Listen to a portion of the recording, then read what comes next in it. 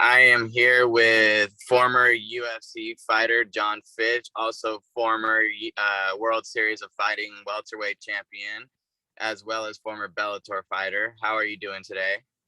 Doing good. Doing real good. I just got a few things here for you. I know you're probably busy out doing stuff today. Are you still a fan of the fight game, or once you retired, have you been trying to take some time off and just trying to do some other things?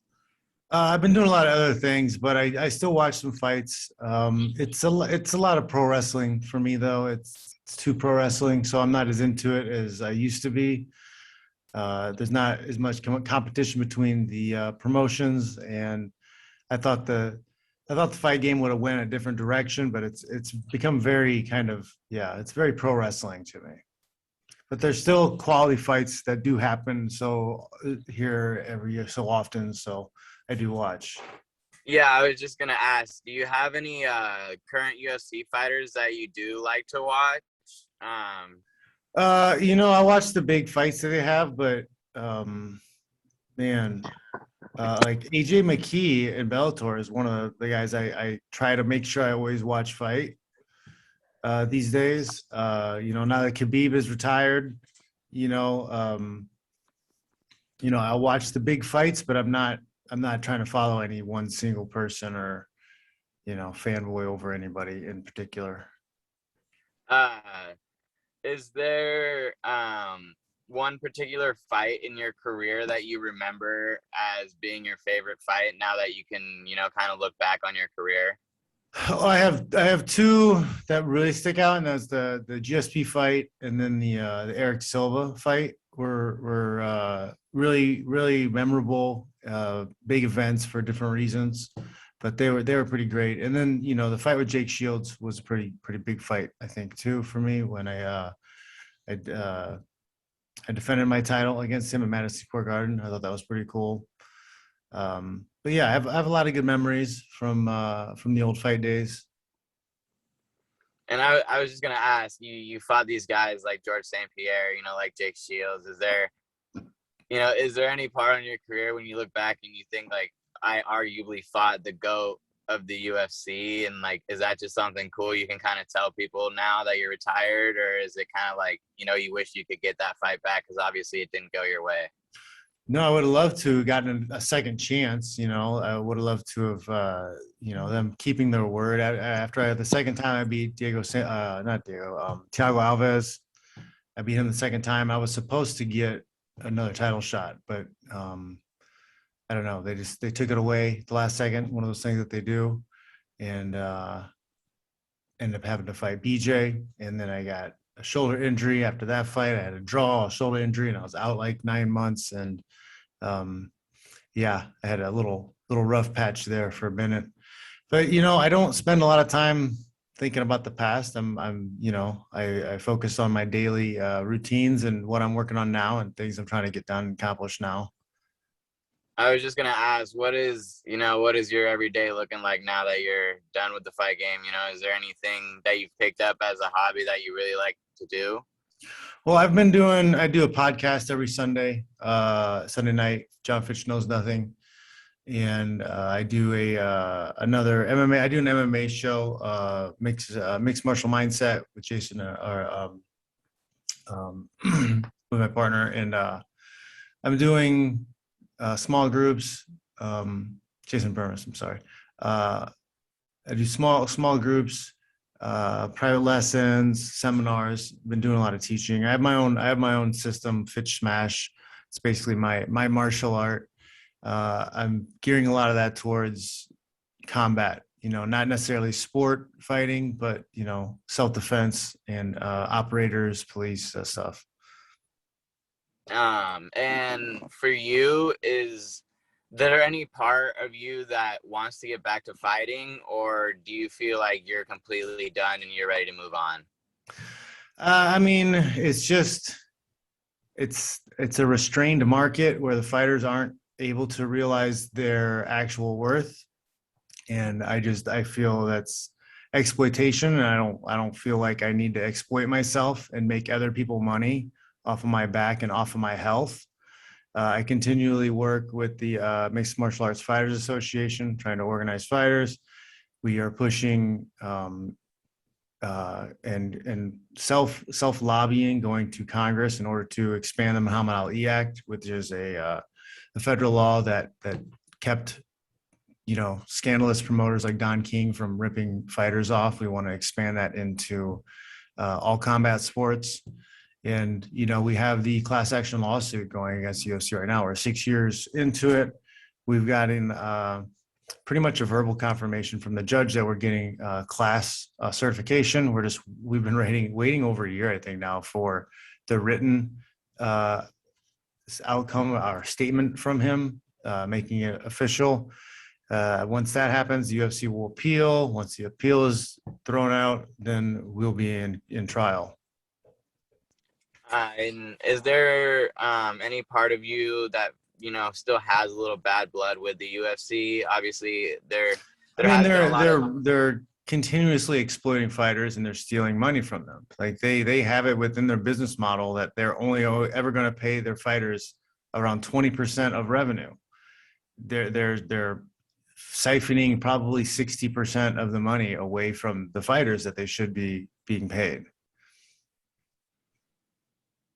When do you think some of this information is going to kind of come out, like with the judge? I know you said there's going to be an appeal process and things like that. When do you think there's a ton. A lot of people need to go and check out John Nash. He's written a lot of stuff about this, and there's a lot of info out there, but nobody covers it. Nobody talks about it because we have a monopoly system, and we don't have a press corps. We have PR people. We have people doing, PR for the big shows. They're never going to say anything. They're not going to push back. They're not going to ask hard questions because they will be kicked out. They will be kicked out of the events. They'll be limited and will not be able to talk to the athletes. I mean, even when I was with the UFC, we used to get emails every once in a while telling us not to talk to certain press people. So you'll not see a lot of people stepping those lines because they're afraid. They don't want to lose their job. They want to lose their access to being able to make money, because if you can't talk to any of the UFC fighters, if you can't go to the end of the UFC events, you're going to have a hard time making it as somebody in the press in that sport. I was just going to say that, fighter pay has been a topic recently. There was a fight last weekend on the Uriah Hall card, the co-main event. The girl, I don't know if you've seen the video, but she was backstage and she was told that she got, the $50,000 bonus. And she did I thought it was a pretty powerful interview afterwards. And she was just talking about how, she knew that this paycheck was going to go to people that helped her move to Vegas so she could train, and, I thought it was pretty motivational for a lot of people, people that are struggling out there. Is this kind of a surprise to you that finally now people are kind of starting to talk about the fighter pay? I mean, it doesn't matter until the fighters do something about it, because fans don't care. They really don't care. They may say, oh, I hope they get paid more, or whatever. They don't care. They just want to watch their fights. And we have historical reference. Every time that any sport, the fighters have pushed back against the ownership for more pay or better treatment, the fans 100% of the time have always sided with the owners. They always side with the billionaires. They always side with the richest people in the equation, because they just want to watch what they want to watch, and they don't want to hear about people not getting paid or whatever, because in their opinion, you're playing a game, you're doing something that they would love to have the opportunity to do, so you should just be happy to get anything. But they don't understand there needs to be standards, there needs to be quality of treatment, and there's definitely that's not happening right now. These promoters are making fistful of dollars for the breadcrumbs that they're giving their athletes. And it's crazy that the guys on the top are the ones who are missing out the most. Those guys who are making the 3 to 5 million for their title fights, that's joke money. If we had an open system where they could promote themselves or cross promote against other organizations and get their own sponsors, it's really sad. You can't tell me that heavyweight boxers are going to get more eyeballs than John Jones and Francis Ngannou fighting at heavyweight. They're going to do just as many viewers. The viewership's going to be the same. So why is there such a different pay discrepancy? It's because the money's there, but the owners, the promoters keep it for themselves. They steal it. It's theft. So yeah, I could say there's bad blood because it's like, I mean, I don't know, man. It's like, they're not, people are getting their cotton cheap, so they don't really care about the plantation owner having slaves. Do you believe that you were kind of like cheated out of another UFC shot? I know you said you wish you would have had another one, but you did lose that fight and then you kind of were cut out of the promotion. Is there any part of you that, feels like you were trying to cheat it out of another shot at GSP? I won't call it cheated, but like there should have been options, if there was an open system and there wasn't a monopolization of the belt and contracts. If the UFC didn't like me, I could have found another promoter and I still would have had access to the higher belts. And even if I didn't have a good relationship or one of the sanctioning bodies that controlled the belt didn't like me, there was other sanctioning body top belts that I could have fought for, still drawing the same eyeballs, still having the same rank, right? Because that's a big part of it. It's like when you don't own your rank, if you go from one promotion to another, like you lose your value.